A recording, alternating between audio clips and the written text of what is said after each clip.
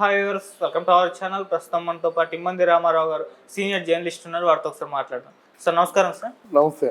Sir ఇప్పుడు BRS కాస్త గడ్డు పరిస్థితులు అయితే ఎదుర్కోవడం మనం చూస్తున్నాం. సార్ క్యాడర్ అంతా కూడా ఖాళీ అయిపోతుంది. ఎమ్మెల్యేలు కాంగ్రెస్ పార్టీలోకి షిఫ్ట్ అవ్వడం ఇవన్నీ కూడా మనం చూస్తున్నాం. అయితే ఇటువంటి పరిస్థితుల నుంచి బీఆర్ఎస్ పార్టీని కాపాడుకోవాలంటే ఖచ్చితంగా కేటీఆర్ గారు పాదయాత్ర చేస్తే బాగుంటుందని చెప్పేసి క్యాడర్ కూడా నిశ్చయించుకుంది. కేటీఆర్ గారికి సలహా ఇచ్చిందని అంటున్నారు. మరి ఇప్పుడు కేటీఆర్ గారు పాదయాత్ర చేస్తే ఏ విధంగా ఉంటుంది? మరి వచ్చే ఎలక్షన్స్ నాటికి బీఆర్ఎస్ పరిస్థితి ఏ విధంగా ఉంటుంది? ఇప్పుడు కేటీఆర్ పాదయాత్ర చేసినా సరే ఆయన ప్రజల నుంచి గెలుచుకునేది ఏమి ఉండదండి. ఒకటి ఆ కేటీఆర్ బదులుగా కేసీఆర్ ఒకవేళ పాదయాత్ర చేస్తే ఈ వయసులోనూ తెలంగాణ తెచ్చిన నాయకుడికి ఈ కట్టాల అనే పేరు రావచ్చు ఒకవేళ. అయినా వాళ్ళు జనంలో మంచి పేరు కొంత ఉంది, దాన్ని నేను కాదన్న. కానీ వాళ్ళు చేసిన అవినీతి పనులు ప్రజలందరికీ తెలుసు, ముఖ్యంగా మనబోటి చదువుకున్న వాళ్ళందరికీ తెలుసు. ఎందుకంటే వాళ్ళ ఒక 5,000 రూపాయలకి గది లేకుండా ఉన్నవాళ్ళు లక్షల కోట్ల రూపాయలు సంపాదించారంటే అది ఎక్కడ, అది ఆకాశంలో చూడబడింది కాదు కదా. అంటే ఈ ప్రభుత్వం ఏర్పాటు చేసుకున్న తర్వాత ముఖ్యమంత్రిగా ఎన్నుకోబడిన తర్వాత సంపాదించిన డబ్బే కదా ఇది.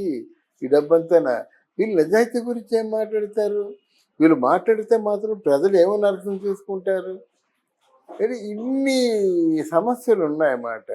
తర్వాత ఇప్పుడు ఈ రేవంత్ రెడ్డి చాలా సీరియస్గా ఉన్నాడు ఆయన పరిపాలన మీద. వీరు ఎత్తి చూపిస్తున్నారు కదా. ఇప్పుడు రైతు బంధు ఉంది, ఆ రైతు బంధు ఇవ్వాలంటే ఎంత అప్పు చేయాలి, ఎక్కడి నుంచి సెక్యూర్ చేయాలి, మిగతా సూపర్ 6 ఉన్నాయి, ఆ సూపర్ 6 నిలబెట్టుకోవాలంటే వాళ్ళు ఏం చేయాలి?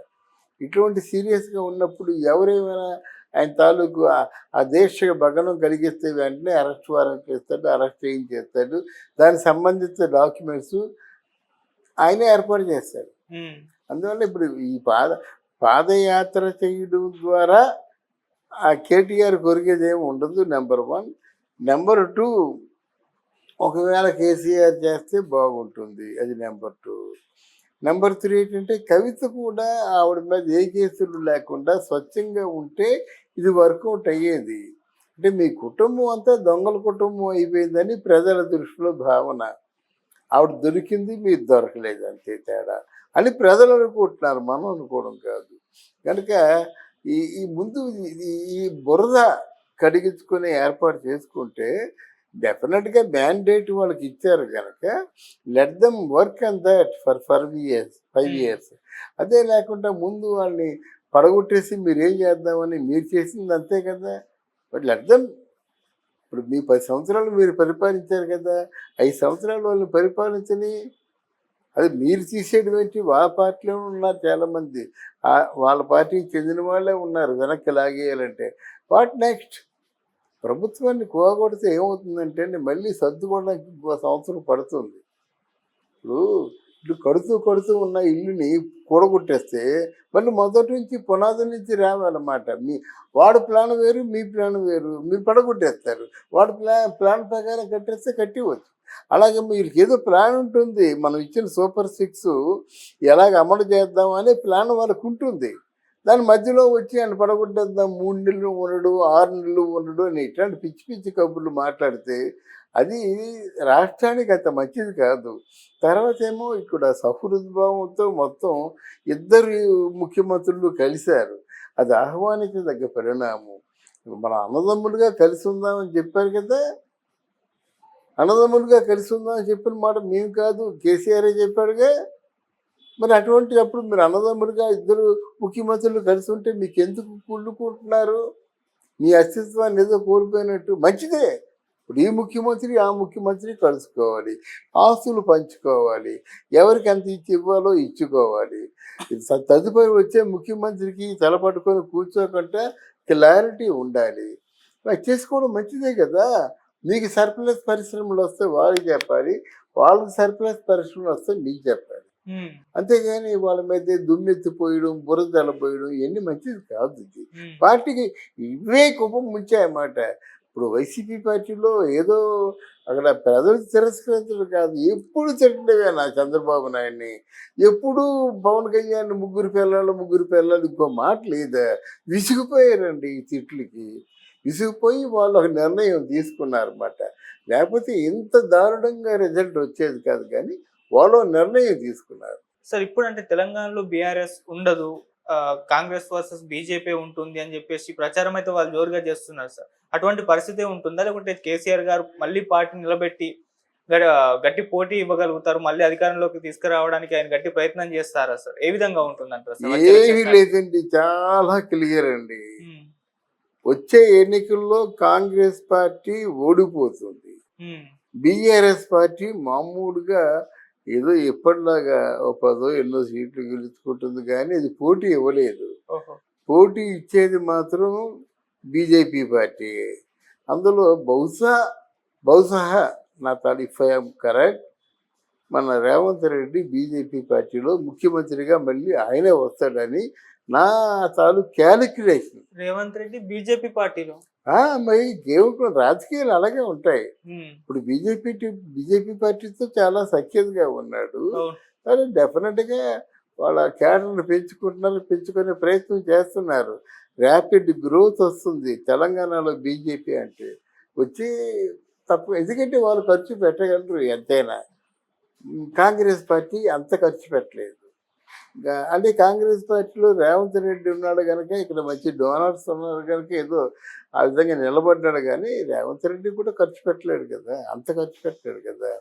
వాళ్ళు ఉన్నా సరే కాంగ్రెస్ పార్టీకి ఉన్న ప్రాబ్లం ఏంటంటే, కాంగ్రెస్ పార్టీని కుళ్ళబుడి చేసేవాళ్ళు చాలామంది ఉన్నారు. కాంగ్రెస్ పార్టీ అంటే ఇష్టం లేదు చాలామందికి, అందుకే ఒక పక్కన పెట్టారు. కనుక ఇప్పుడు ఈ 5 సంవత్సరాలు బీజేపీ పార్టీతో మంచిగా ఉంటూ బీజేపీ పార్టీని గెలిపించుకుంటూ ఎలక్షన్స్ ముందు కానీ ఎప్పుడైనా ఆయన నిర్ణయం తీసుకుంటాడు. అది అంటే సార్ ఇప్పుడు సీఎం చేసింది సార్ కాంగ్రెస్ పార్టీ, ఆయన సీఎం గా ప్రకటించింది. అటువంటి సీఎం గా ఉన్నప్పుడు మళ్ళీ ఎందుకు బీజేపీలోకి జంప్? అవునండి, అదే రాజకీయం. సీఎం ఉంటే ఆయన నెక్స్ట్ పిఎం అవుతారని గ్యారంటీ ఏంటి? ఆయన పిఎం అవ్వలేదు కదా. ఇదికేమో ఇక్కడ రాహుల్ గాంధీకేమో నెలలా వెళ్ళిపోయి ఇక్కడి నుంచి నిధులు తీసుకెళ్ళి ఆయన బహుమతులు ఇవ్వలేడు కదా, కానుకలు ఇవ్వలేడు కదా.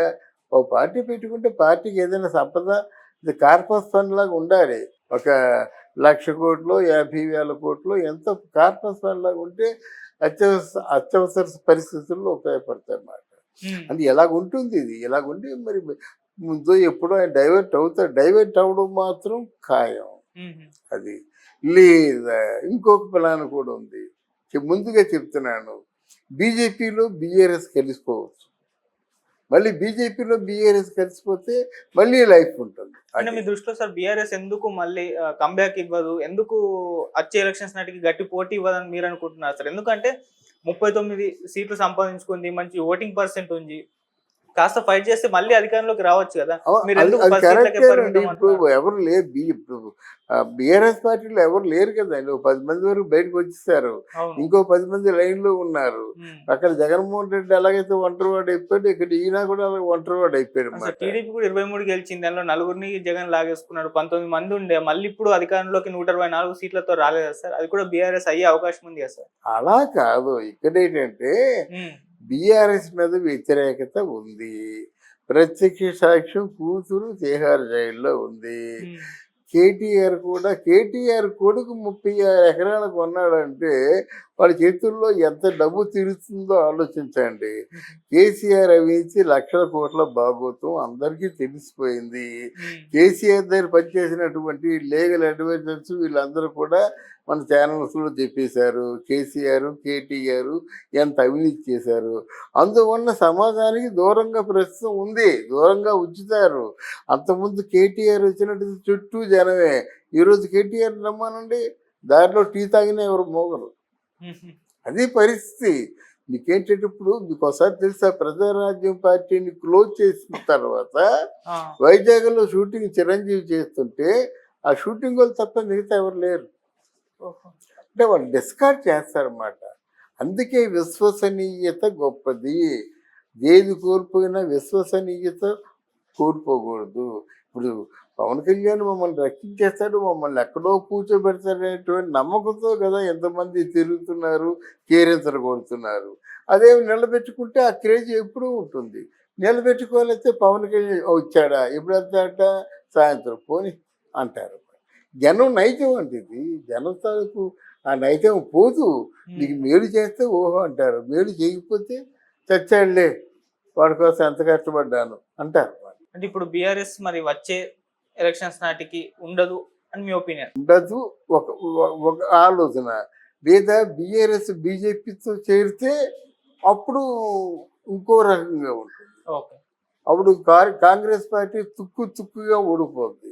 బీఆర్ఎస్ బీజేపీలో చేరితే ఈ మోడీ బీడీ అన్నారు కదా, ఇవన్నీ మర్చిపోయి వాళ్ళు ఎదురు చేరితే బాగానే ఉంటుంది. Okay sir, thank you so much sir. Thank you అమ్మా.